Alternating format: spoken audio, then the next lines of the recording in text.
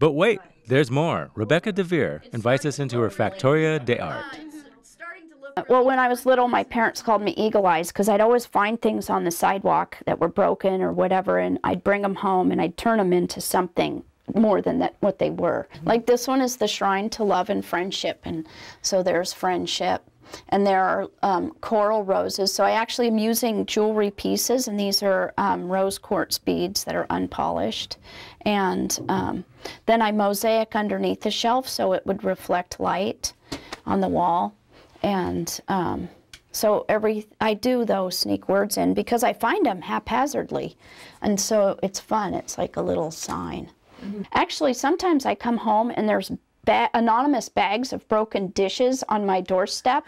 You know, it's like a neighbor, they don't want to throw it away, so, you know, I get a little anonymous donation. It's the epitome of recycling. And this one is the Shrine to Grandmother, so it's everything that I would go, would a grandmother love this? Yes. And it is so funny how much it took. I would start it and I'm like, oh my God, I need more. And then just to me, it was the epitome of like the grandmother's hutch in the living room. You know, that hutch with all the little trinkets in it. Well, look at her necklace. I think that's just so cool. Gold again. I do resurrect the sad and broken tchotchkes.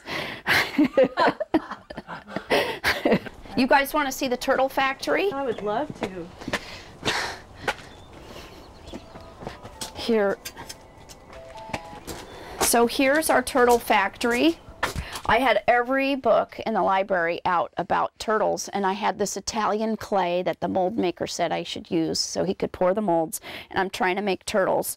But I swear to God, they all sort of have a benevolent smile like Rocky. See, that mineral oil that we put on there helps release this. And a baby turtle is born. There he is. That's a little sea turtle. It is. And the mold leaves residual bits of concrete, so I have to file it off. And so, you know, I found that little teacups are just perfect. So I'll probably trim these edges off. And I'll mix up my mortar and thin set. And then I set all my pieces with mortar and thin set. And then the rims of plates turn out to be the rims, so I use T-plates for the rims of the little turtles. Here's a finished turtle after it gets grouted, cleaned up, little bow on it, little tag. Now it's ready for market, it's signed, everything's ready to go. I really get energized about explaining the process, and I feel like I'm teaching and helping people learn. That it was a safe harbor. Linda Lee Foster, watercolor artist and instructor, tries to bring out the creative spirit in all of us. Ask how we do it. I'd be glad to paint. I had my paints out.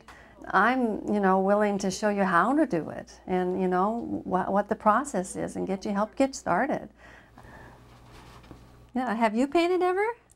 I have. You have? I've dabbled a little bit in watercolor. Oh, okay. Just to get a different feel. I do things with paper and... People are talented. They just don't, they don't know which direction to go. Maybe I can push someone into that right direction. Well, and I'm showing you different methods and things too. But all this helps you, figure out what you're going to do too. So see there, I'm creating little peaks and valleys here. Yeah, this was pretty rocky in here. So at some point you're going to completely lose the pencil lines that you've drawn in. Yeah, and I don't worry about my pencil lines. I remember one friend, her father was an artist, and she asked, because he was a watercolorist, and she said, well, I see that you don't erase your pencil line. And I said, well, no, because that really tells you it's an original. And she says, oh, my father used to meticulously erase all the pencil lines. But I don't worry about it unless it's something that's really standing out. I just let them be, because I figure it's part of the painting. It's what makes that painting. Kirkland Art Center Board President Carol Belleville shares some handy-dandy tips on how to get the most out of your Kirkland Artist Studio Tour experience. What I like to do is I like to first get my brochure. It's either mailed to you, or you can pick one up at the Art Center or many galleries around town, in many other locations. And then look at the artists that I might be interested in personally. And of the 50, you know, maybe I tend to like contemporary art, so I'm going to kind of narrow in on the contemporary artists. And of those artists, I'll just kind of, you know, which studios are they in, and I'll just map my way around Kirkland. Some people like to go to each and every studio, and I think the 50 artists, I think there's probably something like 23 studios, because artists will share space, right, like I'm doing with Joanne. So some people like to just hit every studio, which is really hard to do in a weekend, you know. But other people just like, well, I just like photography, I'll just go to those, or I just like contemporary art, I just like ceramics. So you can really play it any number of ways. Well, I can't encourage you strongly enough to come out on Mother's Day weekend. It is a great event for families. It really, as I said, we're going to have lots of fantastic art-making activities here in the building. You're also going to get a chance to see demonstrations. So artists are going to be doing demonstrations here. We'll be doing some raku, which is a very exciting firing process out back. We'll have a printmaker studio upstairs that will be in action.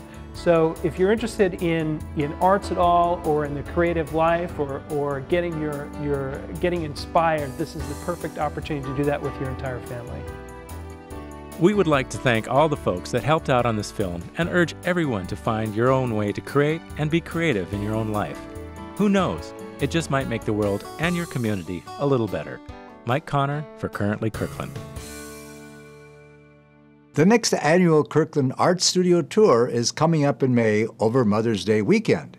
To print a map of the tour, or for more information on any of the galleries, please go to the website below.